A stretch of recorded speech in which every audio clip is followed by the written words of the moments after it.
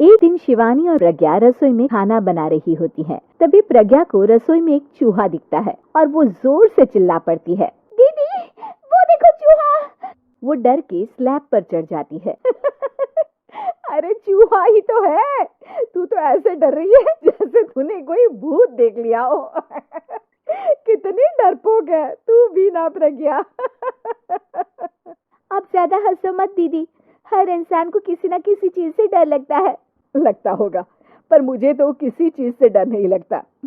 मैं तो बहुत बहादुर हूँ, पर तू हद कर दी भाई, एक चूहे से डर गई है। एक दिन प्रज्ञा अपने कमरे से बाहर निकल रही होती है और तभी शिवानी उसे पीछे से आकर डरा देती है। प्रज्ञा एकदम से उछल पड़ती है। दीदी ऐसे भी कोई मजाक करता है क्या? अरे जरा अपनी शक्ल तो देख, एकदम बैंगन की तरह नीली पड़ गई है। अरे मेरी देवरानी इतनी बड़ी डरपोक है, मुझे तो पता ही नहीं था। आप ऐसे चौंकाओगे तो कोई भी डरेगा ना?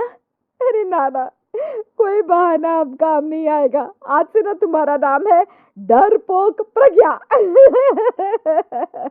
शिवानी प्रज्ञा का मजाक उड़ाकर चली जाती है। प्रज्ञा शिवानी की मजाक उड़ाने की आदत से परेशान हो जाती है। जब देखो मेरा मजाक उड़ाती रहती है, इनकी शिकायत तो मम्मी जी से करनी ही पड़ेगी मुझे।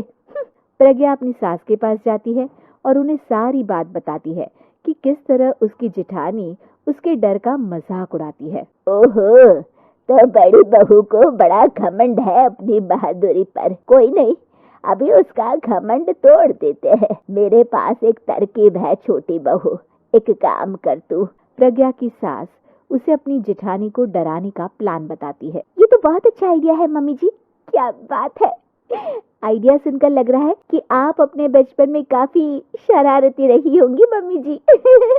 अब आएगा मजा मेरी बहादुर जेठानी जी को।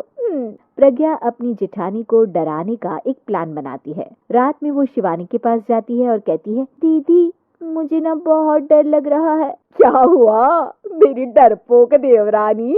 दीदी मैं छत पर गई ना तो मुझे ऐसा लगा कि कोई वहाँ है। ऐसा लगा जैसे मुझे कोई वहाँ देख रहा था, जैसे कोई साया। अरे क्या बक रही हो, तेरा वहम होगा। नहीं नहीं दीदी, आप चलो ना प्लीज मेरे साथ, मुझे तो बहुत डर लग रहा है। मेरी एक साड़ी सूख रही थी, वही लानी है। प्लीज आप चलिए ना ऊपर मेरे साथ। ओफो चल। प्रज्ञा शिवानी को बहाने से छत पर ले जाती है और वो उसके पीछे चल रही होती है। ले आ गए हम छत पर, कहाँ है भूत, दिखा, कहीं तो है नहीं। तभी प्रज्ञा चुपके से सीढ़ियों पर छुप जाती है और शिवानी छत पर अकेली रह जाती है। अरे प्रज्ञा कहाँ चली गई? प्रज्ञा एकदम से सीढ़ियों का दरवाजा बंद कर देती है। अब शिवानी को डर लगने लगता है। मैं नीचे चली जाती हूँ। लगता है प्रज्ञा भी नीचे ही चली गई है। तभी उसके सामने एक खुले बाल सफेद साड़ी में औरत खड़ी होती है। शिवानी उस औरत को देखकर डर जाती है।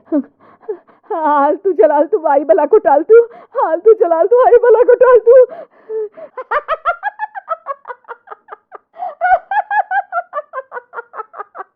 चुड़ैल की हंसी सुनकर शिवानी बुरी तरह डर जाती है। नहीं नहीं मुझे छोड़ दो, भगवान के लिए मुझे छोड़ दो। नहीं नहीं नहीं नहीं नहीं नहीं नहीं, मैं तुझे नहीं छोड़ूंगी, मैं तेरा खून पी जाऊंगी।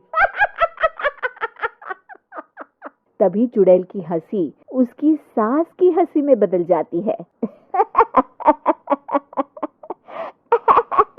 मम्मी जी, ये तो मम्मी जी की आवाज है। शिवानी आंख खोलती है तो सामने उसकी सास चुड़ैल का मेकअप करके खड़ी होती है और प्रज्ञा और उसकी सास जोर जोर से हंस रहे होते हैं। क्यों मेरी बहादुर जेठानी जी, आप तो कहती थी कि आप किसी से नहीं डरती। ये तुमने अच्छा नहीं किया प्रज्ञा। और सासू माँ, आप भी इसके साथ मिलकर। और नहीं तो क्या बहू, तुम अब मेरी छोटी बहू का ऐसे मजाक बनाओगी तो मुझे तो चुड़ैल बनना ही पड़ेगा ना।